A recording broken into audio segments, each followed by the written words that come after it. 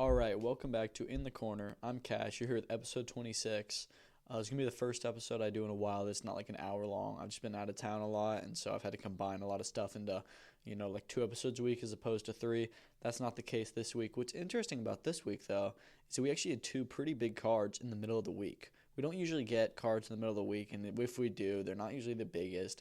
Maybe once a month we'll get a card out of Japan. We got a really good card out of Japan and a good Australia card this week with Keith Thurman versus Brock Jarvis and Kenshiro Teraji versus Seigo Yuri Akui. We're going to talk about both of those. We're going to talk about the fight cards we got this weekend. You got Nick Ball in Liverpool, Emma Williams and Edgar Berlanga in Orlando. You got UFC with Vittoria versus Delides 2 at the Apex in Vegas. And then you've got on Sunday in New York City, Callum Walsh returning. So we're going to talk about all of that. We've got some other news going on about who Usyk could be fighting next. Inoue versus Cardenas was officially announced. We'll talk about that. Let's hop straight into it with this Keith Thurman stuff. So Keith Thurman hasn't fought in 3 years, and he had the most random fight on a no limit card versus Brock Jarvis. When this got announced, I was like, what is going on? Like, why are we doing this? And then it became clear, okay, he wants to get the ring rust off, and he's going to do it with no limit in Australia because they're going to do a big fight with Tim Tszyu in the summer. And that's the plan, as long as Tim Tszyu gets past Joey Spencer and if Keith Thurman got past Brock Jarvis, which he did very easily. So in the first round, it was a little bit odd because going into this fight, it was one that, Keith should win this. He's way more experienced. Brock Jarvis, he started his career as 115. He's never fought anyone like this at Keith Thurman's level. It's just like the level gap should be crazy. However, Keith hasn't fought in 3 years, and Brock Jarvis is young. He's strong. He's 22-1. He was 22-1 with 20 knockouts. He's now 22-2. He's a big puncher, but there's just a lot of question marks going in, and I was getting hyped. There was some big fight feel for this card, down under, and then the fight starts, and to be honest, the first round is pretty good. They get straight to it, and Keith is, I'd say, measured, and he's winning the first half the round or so, but then Brock Jarvis, he's a body breaker, and he lands a few good body shots, and he goes on a, crazy run where he's just going crazy. And so I gave him the first round. And then after that, Keith Thurman just started to slowly get his ring rust off. It was evidently there, but, just like working his way, figuring his stuff out. And then he figured out Brock Jarvis pretty quick and dropped him in the third round. Brock is obviously hurt. He gets back up, and literally before he gets back up, Keith already goes to the corner because he knows the fight's over. It wasn't over yet.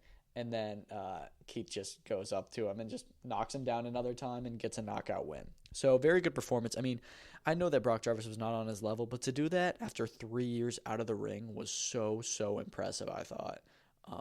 So hopefully he stays active. Hopefully we can get this Tim Tszyu fight in the summer. They called for it afterwards. Tim's got a fight on April 6th with Joey Spencer. He should be able to win that, and then this fight makes way more sense than it did last year, when Tim was on top of the world and Keith Thurman hadn't fought in 2 years. This time now Keith has fought. He's gotten a return out of his way. He feels he's active again, and Tim Tszyu is kind of fallen from grace in terms of fighting at world level. And this Joey Spencer fight is going to get his confidence back. And then I think the Keith Thurman fight is so perfect to do right now. So looking forward to that one in the summer. Also on this card, we had Michael Zarafa returning. He looked pretty good. He stopped his guy Bashir I in round 7.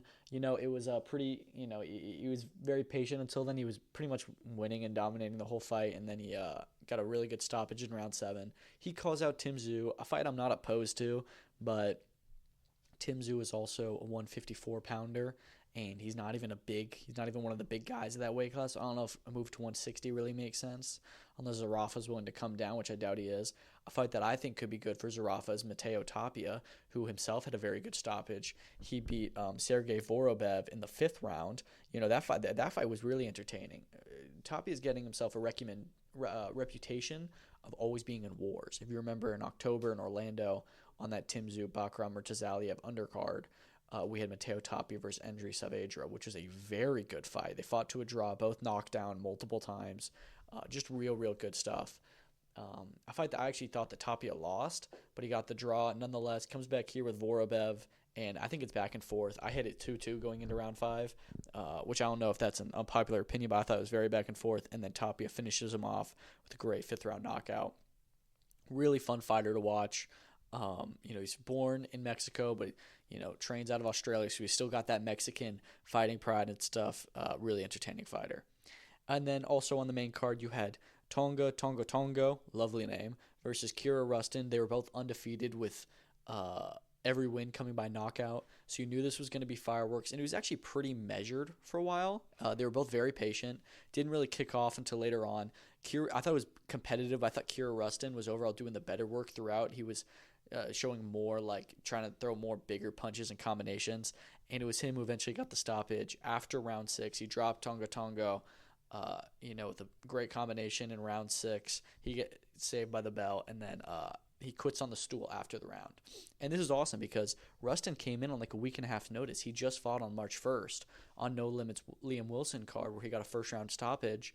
And I guess that whoever Tongo was supposed to fight for the Australian light heavyweight championship had to pull out, so they put this fight together. And Rustin made use of his opportunity and has a pro title in just 5 professional fights. So real impressive stuff. I really enjoyed the card. I'm hopeful that No Limit can get a permanent U.S. distribution deal because, this one we got to see, and it was a replay posted on PBC's YouTube channel in the U.S. only. But I see that No Limit has a deal with Foxtel where they distribute their sports there. I think Kyo Sports is a subsidiary of them. And we know that DAZN just recently purchased Foxtel. So hopefully they can do some workarounds there and get the No Limit cards on DAZN, which I think No Limit would be down for as well. So I'm hopeful for that. I think No Limit puts together some really good fight cards, and this was a great one. Moving into Tokyo, this morning we had Kenshiro Teraji versus Seigo Yuri Akui. 3 very competitive world title fights, all of which had something controversial going with them. So let's talk first about Shokichi Iwata versus Rene Santiago. This fight, Santiago got the win, which I think he deserved. I think the scorecards were a little bit wide. It was 116, 112, 117, 111, and 118, 110. 118, 110 is aggressive. I had a 115, 113. I think that Santiago certainly won. I think he outboxed Iwata for most of the fight. He really showed, this is the game plan for how to beat a power puncher. Just move around and use your jab stuff. And I thought that he fought brilliantly. Pulled off a big upset. I don't know how big of an underdog he was, but Iwata, this was his first title defense. And if you remember last year, Santiago fought Jonathan Gonzalez in a fight that I thought that he won. And he didn't get the decision. He gets the decision this time, which I think he more than rightfully deserved. Pulls off a big upset. And, is now the WBO light flyweight world champion in a division that we really need to get some more interesting stuff going. You don't have the best roster of champions there. You've got Santiago, who holds the WBO title, and then you've got holding the WBC's Panya Pradabsri. I'm not sure if I'm saying that right, but he's about to rematch Carlos Canizales because I know that their first fight was a huge robbery, and so we'll see what happens there.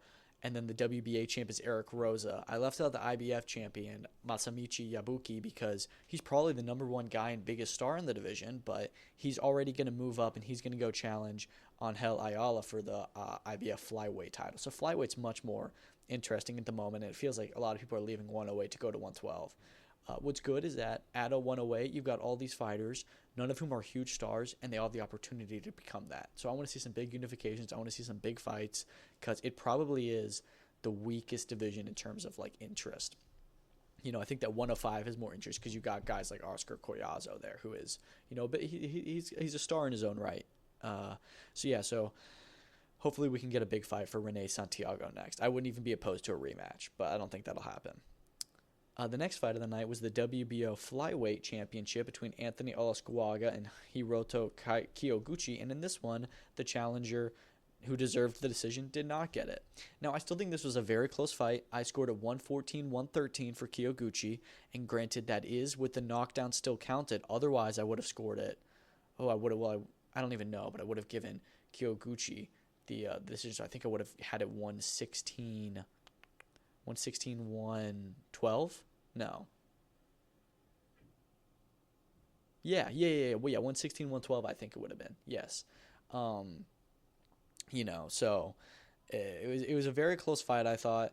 I do think that Kiyoguchi had done enough to win it. And I wasn't necessarily super mad that Olascuaga got the win because it was still competitive.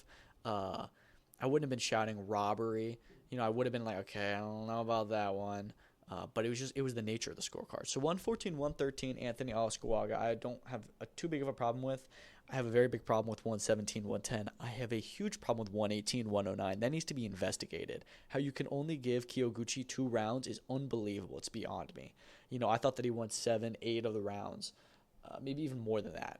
I thought he fought super well. He totally was frustrating Olaskuaga. He came into the fight way different than what Anthony was expecting.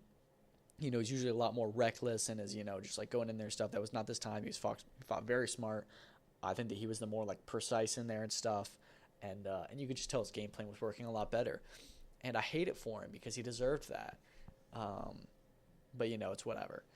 I don't know what to do from here. I don't know if you do Olaskuaga, Kyoguchi 2. It wasn't like the most tremendous fight, but it was a very competitive chess match. So I wouldn't be mad if we saw it again. But I think that Anthony Olaskuaga knows he kind of maybe lost, so I don't know if he's going to pursue it. I think he may want to go into unifications. I really don't know. I feel bad for Kyoguchi. But I really don't like that scorecard. And the knockdown shouldn't have even been scored a knockdown. It was clearly a slip. Clearly a slip. So I'm really not jazzed about it. I think that, they even said that they looked at instant replay. And we're like, yeah, it's going to be still a knockdown, which, it was after a punch, but a good bit after, and it was clearly not caused by the punch, so I don't know. I also forgot to mention that in the Iwata-Santiago fight, the ref, I think he was American, he didn't speak Japanese clearly, he raised Iwata's hand at first and then switches to Santiago, which was really funny. That was funny. And then you've got in the main event, Teraji and Akui. Man, they put on a war for the unified championship. It was a brilliant fight. Honestly, fight of the year contender. Personally, I had Akui up 7-4 going into the last round. I had him winning 106, 103. I thought that, he's the bigger man. His pressure was very good. I thought that he was having the bigger punches. He was having more effect. He was landing more. He was pushing Teraji around the ring. And this isn't to say that it was a domination. It was every round could have gone either way, it felt. It was one of those fights where every round was so competitive. But I just felt that Akui was doing the better work in all of them. Every round was like 60-40 Akui for the most part. And so heading into the last round, it was like Teraji needs to finish. And usually when you say Teraji needs the finish, you won't see that with a lot of guys. Not with him. He went out there, he's like, I need to get the finish. And he went for it and he got it. And so that was very impressive, I thought, to show that killer instinct and to know, okay, I'm down, I need to do something about it. And he would not lay off him. I thought that was very impressive and showed a lot, showed what a tremendous fighter he is to, know what calls to make. And, to actually go for it. And, he was having success. He was hurting him. The stoppage, to me, is a little bit odd. And I feel bad for Seigo, of course, because here he was inches away from winning the Unified Championship, the biggest win of his career, a fight that he was a big underdog in. And, the stoppage is questionable. He was still out on his feet. Sure, he had gotten hit by some big shots that wobbled him a little bit, or at least had him step back and kind of readjust, but I didn't think that in any other occasion that should be stopped, looking at that, which made me at first think, okay, what's going on here? Kenshiro is very close to losing. He's the big star. What's going on? I did hear afterwards that Akui collapsed when he got in his corner, which I didn't see that. And if that's the case, and if he was truly hurt and the ref saw something that I didn't, then there you go. Good on him. He saved the fighter, put the fighter's health first. However, I think that he may have, I don't know, but I also saw that Akui was very emotional. He may have collapsed just out of emotion and been like, oh my God, like I was so close. And I it sucks for him, but it was a tremendous fight. I personally wouldn't be mad if they run it back. I'm not mad that Teraji won at all. It's just a little bit odd and unfortunate, but I hope that Akui gets another world title crack. He definitely will. Very good fighter. I thought this was his best performance I've seen from him yet. But as for Teraji, he says he wants to move to 115, which I found shocking. He just moved to 112 for his last 2 fights. He's the smaller guy there. He was in with Akui, who, is probably the biggest champ at 112, but, Akui was much larger than him in there, and that was a big frustration, a big issue for Teraji. And I just don't think it's a good idea for him to jump up to 115 already. You've got two of the belts. You've got two of the great champions at 112. Let's unify there. Then we can talk about moving up. But you go up to 115, you're going to fight Bam Rodriguez. Good luck, son. Because Bam don't play around. Bam will stop him. Guarantee you. Even I think Kenshiro's great. I think Bam is greatness. And you've got some other good fighters at 115 that he could fight. Like Kazuto Ioka, I heard people saying, I think that could be quite a good fight. I think that could be competitive. I don't think that, Kazuto Ioka is like necessarily too much bigger than Teraji. I think they're around the same size, so we'll see. But I would prefer Teraji to stay at 112 for sure. But it seems like he's already done at 112. Maybe it's a weight cut issue, but I doubt it. So we'll see what happens. But I think that it's best for him to stay where he's at. Okay, let's talk about the cards we got this weekend. We got some good cards. So the first one on Saturday in Liverpool, we got Nick Ball, TJ Doheny. I hate this fight.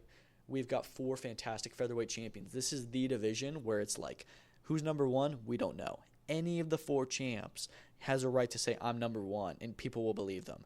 Angelo Leo, Rafael Espinoza, Stephen Fulton, and Nick Ball. They're all so even, and I need to see unifications, and none of them have even been close to unifying. I know that Nick Ball was waiting for an Inoue fight at the end of the year, but he had the big fight with Vargas, the big fight with Ford, then he gets his homecoming against Rios, and then he gets another one against Doheny. It's like you're dipping down you're going down in competition here, and maybe it's because he wants a light touch before he fights Inoue. Knowing Nick Ball, he's not going to sit out of the ring for 9 months if he's going to get that Inoue fight in December. He'll fight before then. As for who that is, I don't know. I hope it's a unification because I really don't like this fight. Doheny doesn't deserve this fight in the slightest. He had a terrible showing against Inoue, and then after that, he got, he gets stopped there, and then he moves up to featherweight and immediately gets a title shot after getting knocked out in the division below in a fight that he didn't deserve in the first place. What's this guy paying him? He doesn't deserve this fight in the slightest. I really don't like it, but what am I going to do about it? I'm just hoping that Nick Ball puts on a good display. He's still one of my favorite fighters to watch. He's so exciting, and I think that he's going to get another good stoppage here. I just think it's a pointless fight. Also on this card, you've got Andrew Kane, Charlie Edwards. Brilliant fight in that co-main event. They fight for the British and Commonwealth. I thought European would be on the line, as Charlie Edwards, at least I thought, was still the European bantamweight champion, but that's not on the line, so maybe he's not. As for who I think wins, it's hard to say. Charlie Edwards has definitely been at higher levels before, but I think Kane's probably been in better form recently. Charlie Edwards' last fight against Thomas Asomba, I wasn't too impressed with him. I thought that was a very close fight when it really shouldn't have been, and Andrew Kane has been on fire recently. I'm going to guess Andrew Kane may win this one, but I could be very wrong. I can totally see Charlie Edwards. It's a true 50-50, and I can't wait for that. That's the fight of the night.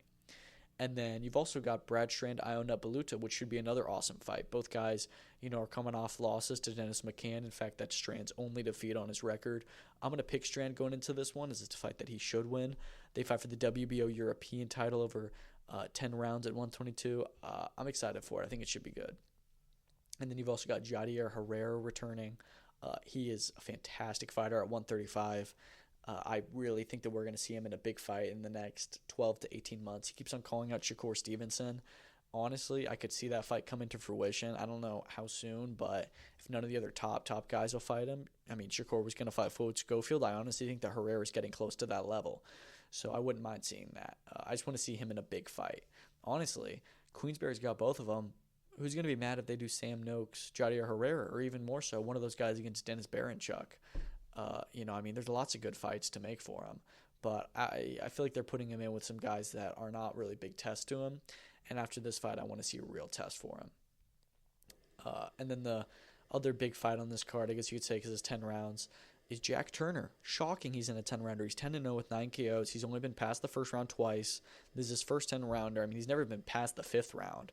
I'm just shocked that they're fast-tracking him. They're going to get him a pro title already.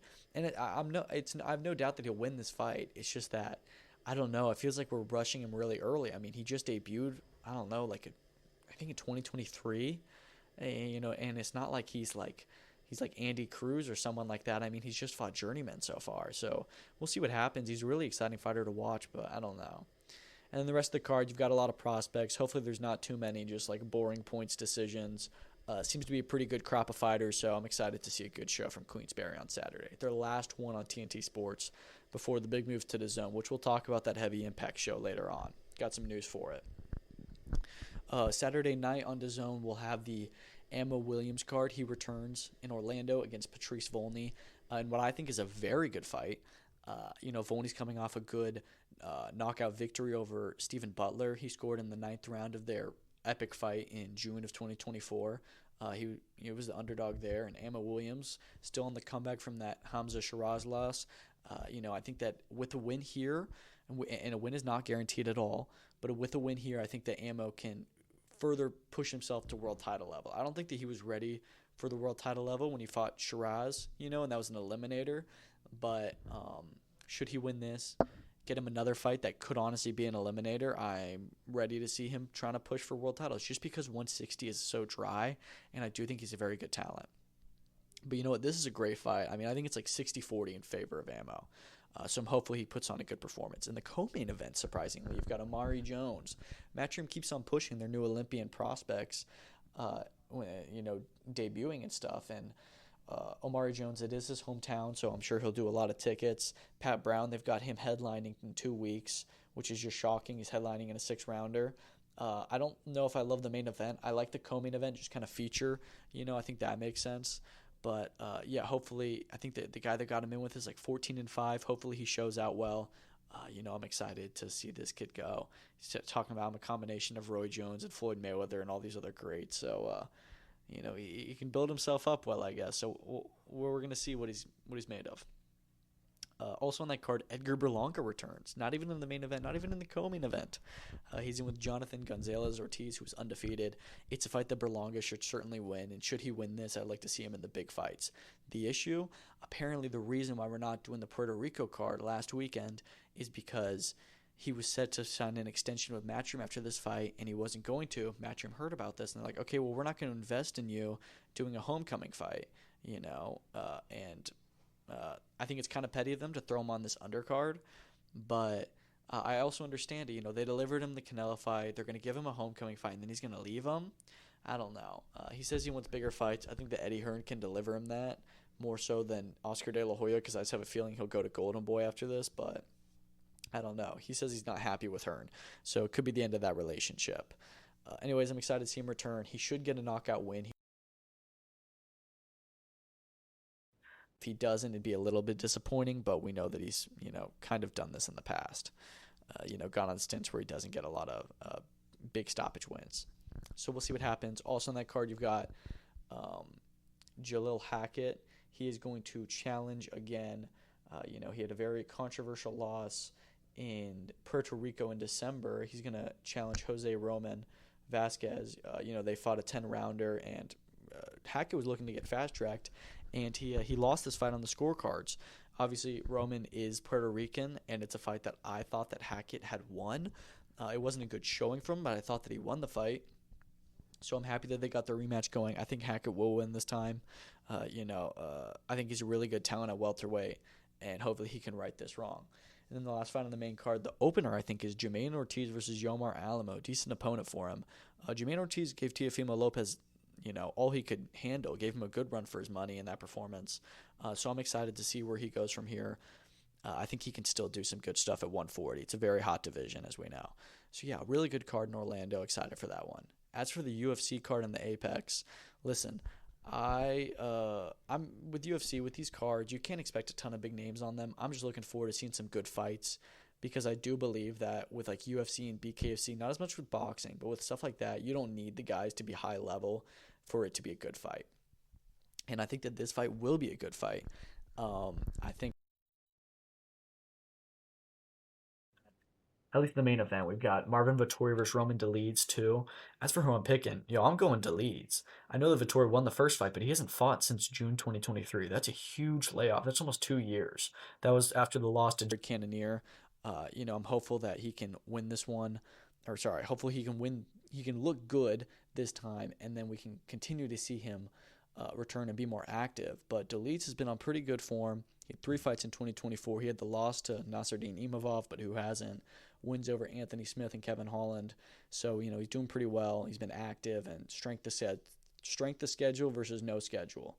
I'm going to pick Delites to win this fight. That should be an entertaining fight. Should be a war. Undercard, not really much to say at all. It's actually getting, dragged through the streets of X. So, we'll see, but I'm still excited. I think it should be a pretty fun watch. And then Tom Loeffler's 360 Promotions has a card, Hollywood Fight Nights, even though it's in New York City at the theater at MSG. King Callum Walsh returns. Excited to see him back in action. He's 12-0 with 10 KOs. He's in with Dean Sutherland, who's 19-1. I think that this should honestly be a really good fight. Looking at Sutherland, he doesn't have a lot of knockouts, but his only loss comes to Louis Green. When I say this should be a good fight, this should be a good performance from Walsh. I think this should be a good card. Walsh, I think, is one of those guys that, honestly, being signed with Dana White has kind of hurt him. He's not able to pull in a lot of big opponents. He's not been able to be on a big stage and be recognized with the rest of the boxing world. He feels like he's more, connected to the UFC world than the boxing world, which, pretty soon with TKO, that could be good. But as of right now, it's not the best. You want to, get more connected with your with the other boxing guys. And I think that him and Xander Zayas at the theater in MSG, they both fight there all the time. That'd be a brilliant fight. It's awesome. There's so many guys at 154. That's another one of the biggest divisions. And I think Callum Walsh is getting pretty good ranked. He's got a position with the WBC. Soon enough, we should see him in an actual good competitive 50-50 fight. Fiorgo McCrory returns in the co-main event. So remember, he challenged Lamont Roach in June of 2024. He was undefeated before that. That's his only defeat. And hey, you know what? Losing to Lamont Roach does not look so bad nowadays, does it? So that should be good. You've got Thomas Cardy, no party. Excited to see him return. He's 10-0 with 9 knockouts. He's in with the guy who's 10-3. He should be able to wipe him off the face of the earth. I'm excited. He's a really fun character. And then you got Emmett Brennan versus Kevin Cronin in a 10-rounder at 168. Should be all right. So a lot of good Irish talent on this card. I think 7 fights in total. Just a little fun Sunday night fight card. Don't mind that at all. Okay, that's all the fights that we got coming up, and we just had. Let's talk about some other news. So, Naoya Inoue versus Ramon Cardenas is official. Top Rank did a very good job promoting this announcement all week. They announced it yesterday. One thing I will say is interesting is that they don't say ESPN on the poster. We know that it will probably be on ESPN. It's not like they're ending the deal or something, but they didn't explicitly say ESPN or ESPN Plus, which they usually do. But anyways, that'll be Sunday, May 4th at the T-Mobile Arena. I think tickets are already on sale. Very interested to see how it sells and see how big of a star Inoue is. I don't hate Cardenas as an opponent. It's not the worst thing in the world, but just looking at his run recently, going from Doheny to Kim to Cardenas is by far the best fighter, at least at the moment, of the three. And that's, he really shouldn't be the best of Inoue's opposition in the past year. After this, we know we're going to get MJ Akhmadaliev, so it's whatever. Co-main event is confirmed to be Rafael Espinoza versus Edward Vasquez. That is your main event, ladies and gentlemen. I'm so excited to see Inoue, don't get me wrong. And I'm still more excited to see Inoue Cardenas. I'm kidding about the main event, but that is your fight. I don't know. I believe Vasquez is Mexican as well, at least, comes from Mexican heritage. Cinco de Mayo weekend. Espinoza is one of the most fun fighters to watch in the sport. Vasquez always gives you a good fight. Even in his 2 losses, they're contestable. He could have won both those fights. I am so excited for this fight. Does it make sense? Vasquez is dropping down to 126 for this fight. He's never fought at featherweight before, at least not recently. So I don't think it makes a lot of sense for him to get a title shot there. But I can't deny this fight should be awesome. Really excited for this co-main. So this is just a report, but apparently TKO is planning a UFC, WWE, and boxing mega event in Saudi Arabia. We don't know when this would be and how it would even work, but there's a report, and this literally could be made up by anyone. I only saw Happy Punch say this. I didn't see anyone else really, that they're making a UFC, WWE, and UFC and boxing event all in one, meaning that you buy a ticket, you buy a pay-per-view, and you see a boxing match, you see a UFC match, you see a WWE match, all of it, all in the same ring, cage. I don't even know how this would work, but hey, I'd love to see it. It's a bit of a circus, but I think it'd be really funny. I think it could be really cool, and I think that it would do insane numbers. 3 the three biggest combat sports fan bases all brought together, expose them to each other things, it would really show like, wow, TKO completely runs this sector of the sports industry. Yeah, why not? Okay. Let's talk us some Oleksandr Usyk. So the heavyweight division had this great plan going for it, right? You know, after Usyk and Fury, we weren't sure. Usyk wins, Fury retires, makes all the sense in the world. And even before Fury retires, okay, we'll do Fury, Joshua, probably. We're going to do Joseph Parker, Daniel Dubois, winner of that'll fight Usyk. Meanwhile, Martin Bakole is going to fight Efe Ajagba, winner of that'll be in line for the title. Maybe versus the winner of Ajit Cabello versus Zhile Zhang. And then Daniel Dubois gets sick on the last Crescendo fight weekend. All of those plans completely change. Now we don't know. Okay, well, Bakole fought against Parker, and now we're unsure if he's even going to fight Ajagba. You've got Parker waiting, you've got Dubois there, you've got Cabello waiting, and then you got Usyk. So those are the big four at the moment. And it's unsure because all three of them are saying, I need a world title shot. And when I say all three of them, Dubois wants the Usyk fight. He wants the undisputed title shot. So I think Usyk Dubois 2 makes sense. And Parker versus Cabello makes sense. But also I feel like Parker was, he deserves the world title shot now, and Dubois was the one who pulled out. Maybe Parker deserves the Usyk shot and Dubois fights against, Cabello or something. Or we do, Parker and Dubois have to fight anyways. They were going to fight, let's do that. And then Usyk versus Cabello. There's so many options. I really don't know. But we heard that Usyk versus Dubois 2 could take place next at Wembley Stadium. And I don't hate the idea of that at all. I don't know if that makes sense for them to do it at Wembley. I don't know if they'll sell it out. I really don't. Joshua with Dubois did, but that's because Anthony Joshua is a superstar. Not that Daniel Dubois isn't a big star, but he's not an Anthony Joshua star, and neither is Oleksandr Usyk, and Usyk's not even British. So I just don't know if they would sell it out. Depending on where you put it in the world, it could be a stadium fight. We know that the first one, which is way smaller than it would be now, sold out a stadium in Poland where you had all the Ukrainian refugees there. So that makes sense, but I really don't know. Frank Warren says that there's a big Dubois fight next, and the announcement could come in the next 2 to 3 weeks. So that and this comes right in line with the Sky Sports report that that fight could take place at Wembley. So that makes me think this could be next. But then we also just saw that the WBO ordered Oleksandr Usyk versus Joseph Parker. And if, they don't do that, then Parker's going to get upgraded. Then you do the Usyk-Dubois rematch, but that's not for undisputed anymore. Then you wait for Parker. It's just there's so many if. I hate that Parker Dubois didn't happen, because if that had happened, we would have known exactly what's going to happen next, and now we don't. But it's whatever. We move on. We'll see what happens. As for me, I'm really fine with any plan. I do think it makes sense to do Usyk Dubois, even though Parker deserved the Dubois fight, and I don't want to see Parker keep on waiting, especially against Cabello, because Cabello is dangerous.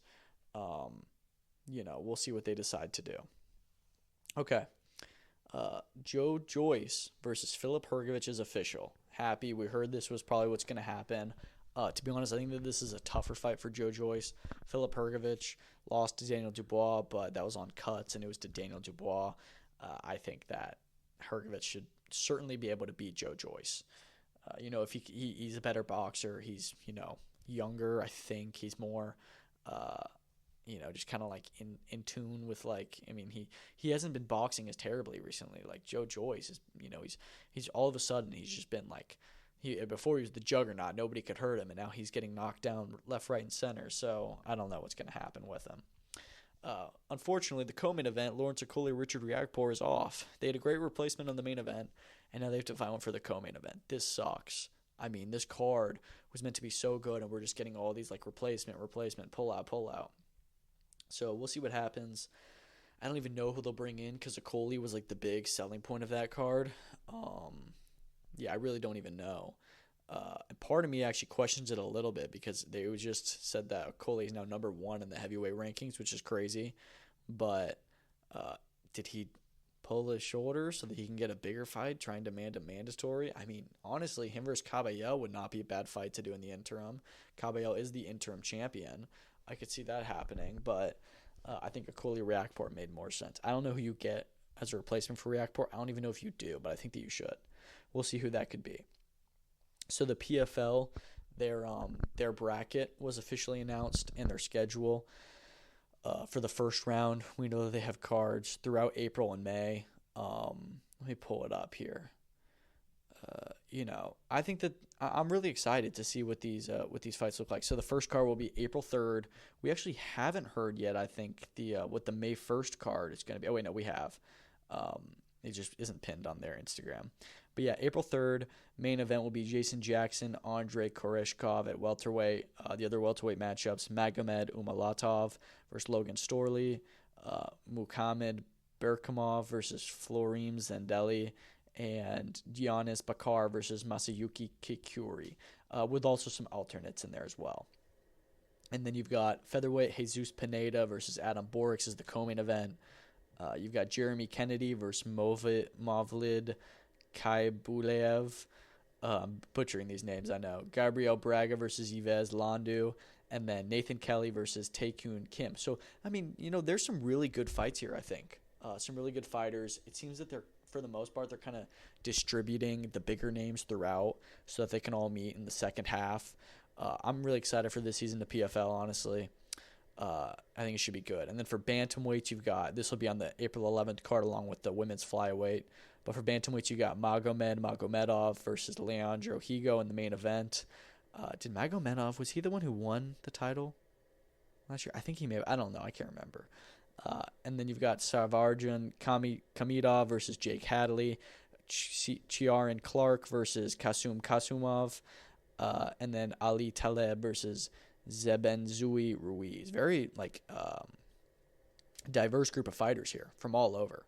Women's flyweight co-main event, Tyler Santos versus Juliana Velasquez. That's an all-Brazilian flyweight war there. Liz Carmouche versus Ilara Joanne. Kana Watanabe versus Jenna Bishop. And then Elora Dana versus Dana Avsaragova. And then, okay, this is my favorite fight in the entirety of all the first round. Main event for their April 18th card, Impa Kasangane versus Fabian Edwards at middleweight. That is like the potential final. I can't believe they're doing that fight first off. I'm so excited. That's a huge fight for PFL to make. I'm really excited for that. And then also on the middleweights, you've got Sadibu Sai versus Dalton Rasta, Josh Silveira versus Mike Shipman, and Aaron Jeffrey versus Murad Ramazanov. As for the lightweights in the co-main event, Alexander Shabali versus Brent Primus, Gadzi Rabadanov versus Mark Diakis, Mads Burnell versus J.J. Wilson, and Clay Collard versus Alfie Davis. Dude, they've got some good names here. I'm really excited to see this format work in a new way this season. And then the last card, May 1st, you've got in the main event, light heavyweight, Phil Davis versus Rob Wilkinson, Antonio Carlos Jr. versus Carl Moore, Carl Albrechtson versus Simeon Powell, and then Sullivan Charlie versus Marcelo Nunez. As for the heavyweights in the co-main, you have Valentin Moldavsky versus Sergey Bilostenev, Alexander Romanov versus Tim Johnson, Linton Vassell versus Oleg Popov, and Puya Ramani versus Abraham Babli. You've got a lot of fights throughout. Yeah, I'm just really excited. I think that they're going to do some big stuff this season. I really love the PFL, like the tournament style. I've been saying they should do this for a while. I think this is going to be their biggest season yet, so I'm excited. It looks like all of the cards will be on. The first two will be on ESPN2 as well as the last one. Then the April 18th card, that's the one headlined by Impa versus Fabian. That'll be on ESPN. So cool that they're doing that. Another PFL thing, Paul Hughes is officially going to fight Bruno Miranda at his return on Belfast on May 10th. PFL is doing a big run there. Five big events in 6 weeks. So I'm excited for that. But I'm not mad at this fight. I think it should be a pretty exciting and fun fight. I just really wish that we could have seen Paul Hughes versus Usman Nurmagomedov too. I know they may be saving that for a bigger card or something, and Usman's still going to fight. He's got Ramadan, so he wouldn't be able to have a good camp. But I'm really disappointed. Couldn't to do the that rematch immediately, because I thought that was such a good fight, such a close fight, that it needed to be run back immediately. I guess that Paul Hughes just didn't want to wait around. Jalen Turner is officially retired. It's disappointing. I get it if he doesn't have the love for it anymore, but just a couple bad losses. I mean, he's still so young. He's 29, but I get it. Good luck to him, or congratulations, you should say. WBC is asking champions to support after the TKO announcement. So this is interesting. This isn't official, and I think this is utter BS. But somebody posted, saying like, "Oh, this is interesting." Carlos Adames just posted on his Twitter, I think, saying, "Oh, I love being a WBC champion." And then someone just made up an email saying, "Hello, champion." Not even saying Carlos Adames. "Hello, champion. We are asking you to post anything along the lines of like, I love being a champion. I love the WBC. I'm proud to be with the WBC," or anything along the lines. Thanks so much. And then Adame said, "No, this isn't real." I don't think it's real at all. I just think that's so funny that someone is trying to say that. And just like if you saw the email, it just looked like so like unprofessional and like written by a child. It was so funny. Someone's doing some good trolling or they're just trying to stir the pot, but I don't buy into any of it.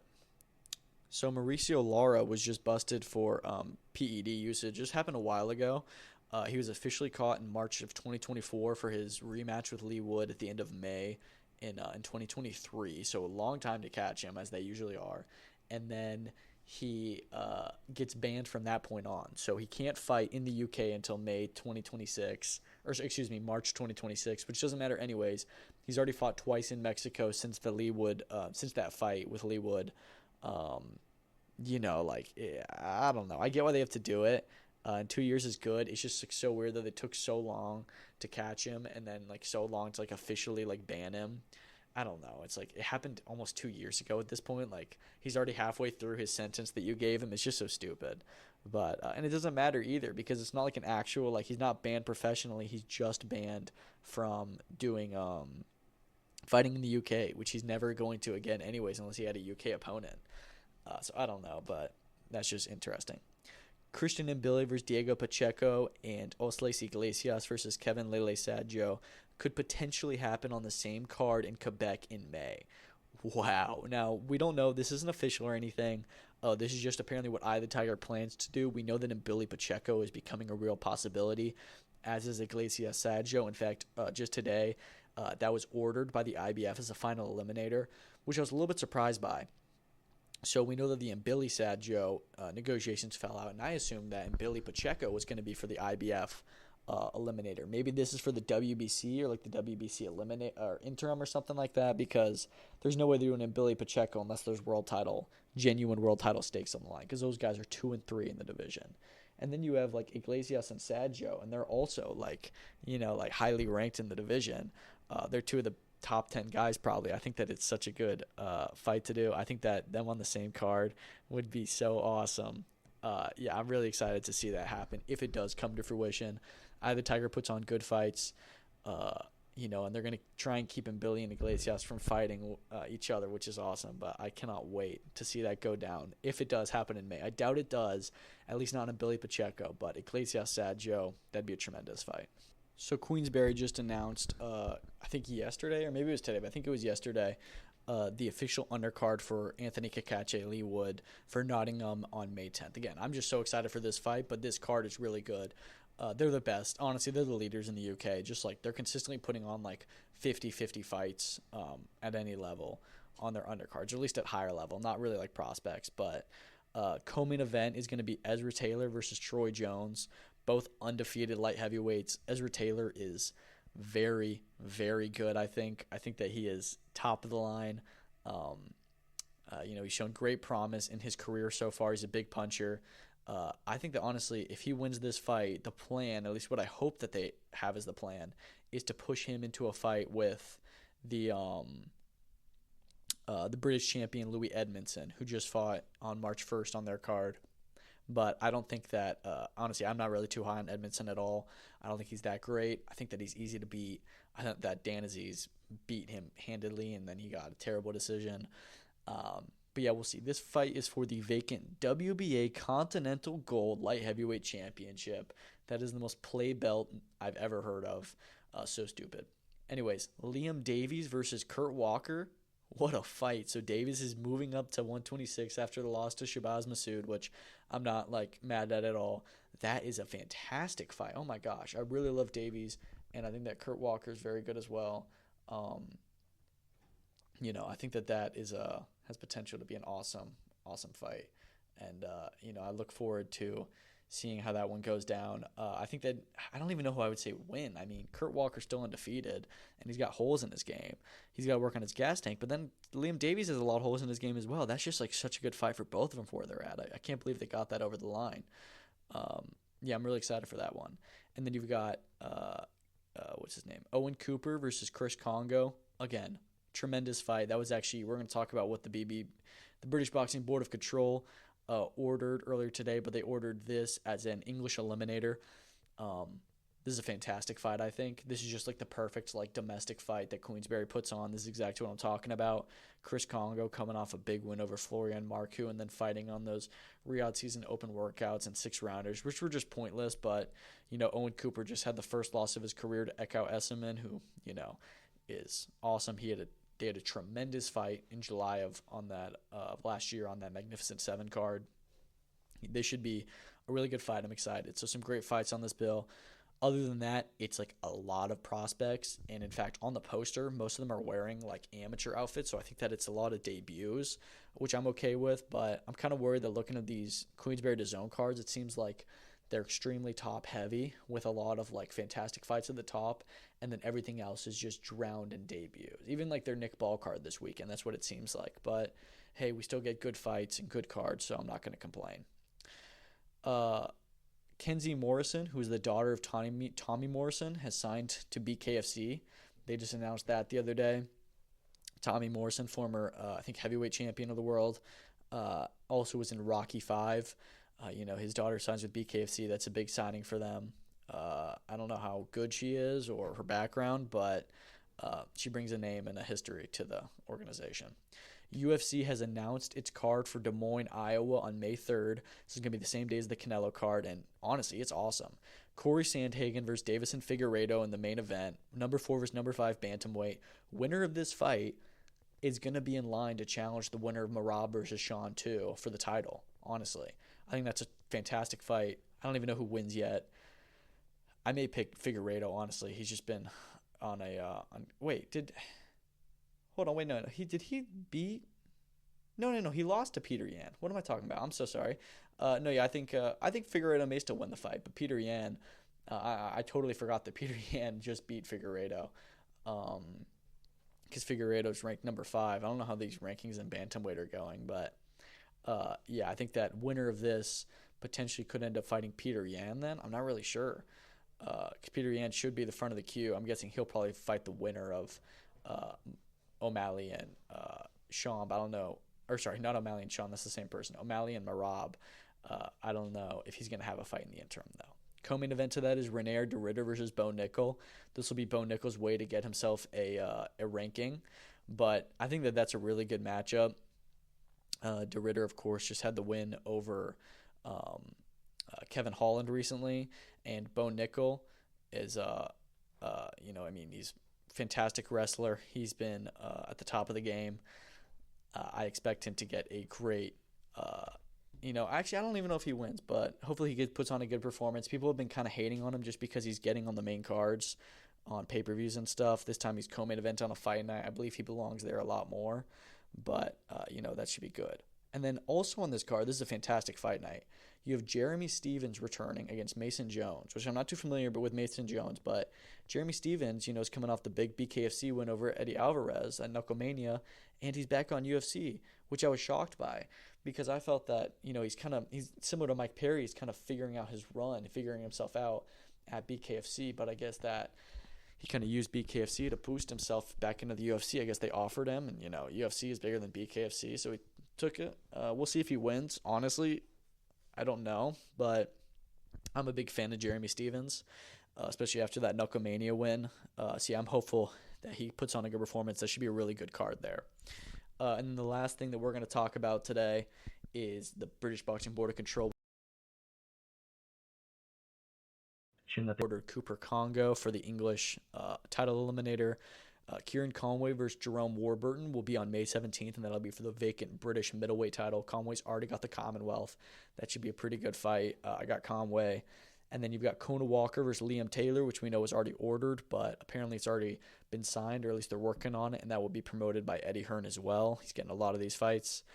Sam Noakes has been ordered to defend his British title versus Regan Glacken. We'll see if that happens. I wonder if they're going to take a different approach with Noakes because he's also the European champion and he's getting towards world level. I think he's like honest, maybe a top 10 lightweight. So we'll see if he ends up taking this fight. And then lastly, Junaid Boston versus Bilal Fawaz 2 for the English title on a Matchroom card as well. I don't know if that one's been agreed yet. We already knew that was going to happen, but yeah, I'm excited for that fight. The first one was very competitive. That's all I've got for today. Went on for a little bit longer. Talked for a little bit more than I thought I would. There's a little bit more news than I expected, but yeah, thank you so much for listening. I'll do an episode on probably Sunday, maybe Monday, but probably Sunday, where we'll talk about the Saturday cards and then look ahead to the Sunday night card. We won't talk about it too much. And then another episode after that on Monday or Tuesday talking about that card. But there's potential I could just combine those episodes and do an episode on Monday and then another one later that week. But thanks for listening. I'll be back soon. Follow me on X. Follow me on YouTube. Just keep on watching the podcast wherever you do it. Thanks for listening. Peace out.